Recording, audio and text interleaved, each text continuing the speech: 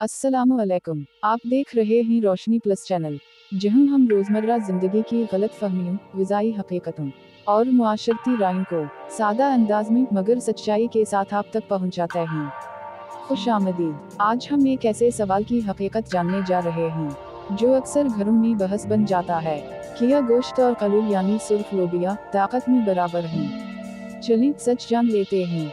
एक तरफ है गोश्त, जिसे हम ताकत कमजोरी दूर करने और जिस्म बनाने की ग़िज़ा समझते हैं, क्योंकि इसमें होता है हाई क्वालिटी प्रोटीन, ऐसा प्रोटीन जिसमें तमाम ज़रूरी अमाइनो एसिड मौजूद, साथ आयरन भी वो वाला जो फौरन जिस्म में जज़्ब हो जाता है, और विटामिन B12 जो सिर्फ जानवरों की ग़िज़ा में मिलता है।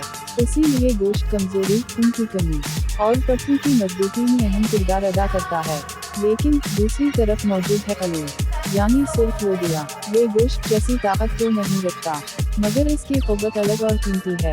इसमें प्रोटीन है मगर पौधों वाला, फाइबर बहुत ज्यादा जो शुगर को काबू करे, कोलेस्टेरोल कम करे और पेट को लंबे वक्त तक भरे रखे। पोटाशियम, फॉलिक एसिड, मैग्नीशियम दिल के लिए बेहतरीन और वजन कंट्रोल में मददगार। तो क्या नतीजा निकला? गोश्त ताकत देता है, मगर ज्यादा खाया जाए तो नुकसान भी ला सकता है, और कलूल सेहत की हिफाजत करता है, मगर गोश्त जैसी फौरी ताकत नहीं रखता। असल हिकमत ये नहीं कि कौन ज्यादा ताकतवर है, असल राज ये है कि दोनों को तवाज़ुन के साथ खाया जाए।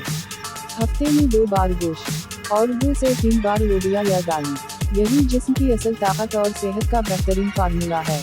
और याद रखें, ताकत सिर्फ खुराक में नहीं, एतदाल, समझ और इंतखाब में भी छुपी होती है। रोशनी प्लस चैनल की तरफ से खुदा हाफिज।